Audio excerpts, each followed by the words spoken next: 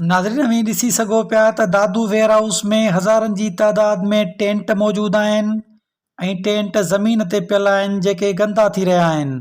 जॾहिं त मिसकीननि जा बछड़ा खुलियल आसमान हेठि सर्दी जी मौसम में बग़ैर छित जे ज़िंदगी गुज़ारे रहिया आहिनि।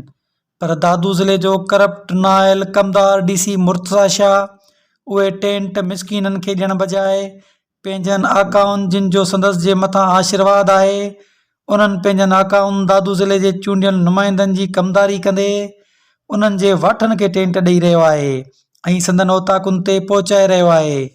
जॾहिं त दादू DC वेयर हाउस में पियल राशन पिणु गंदो थी रहियो आहे पर कंहिं बि मिसकीन सफ़ेद पोश खे नथो ॾिनो वञे। ख़बर नाहे त ख़ैरपुर नातन शाह जे मिसकीननि सां पाकिस्तान पीपुल्स पार्टी ज़िला दादू जो सदर ऐं असांजा चूंडियल नुमाइंदा MNA तोड़े MPA कहिड़ी दुश्मनी पाड़े रहिया आहिनि जिन मिसकीननि हिननि खे वोट ॾिनो। असांजो MNA पाण खे गुगदाम ज़ाहिर कंदे अवाम खे बेवकूफ़ बणाईंदे चवंदो रहियो आहे त मुंहिंजी केर बि नथो ॿुधे। अवां हिन तस्वीर में ॾिसी रहिया आहियो त ही MNA साहिबु उहो ई आहे जेको प्रेस कॉन्फ्रेंस में चई रहियो हुयो त DC दादू मुर्तज़ा शाह करप्ट आहे, उन जे ख़िलाफ़ कार्रवाई कई वञे।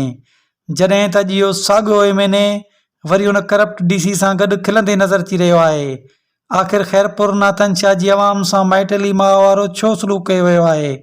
आख़िर ख़ैरपुर नातन शाह जे शहरियुनि हितां जे मिसकीन सफ़ेद पोश शहरियुनि कहिड़ो गुनाह कयो आहे?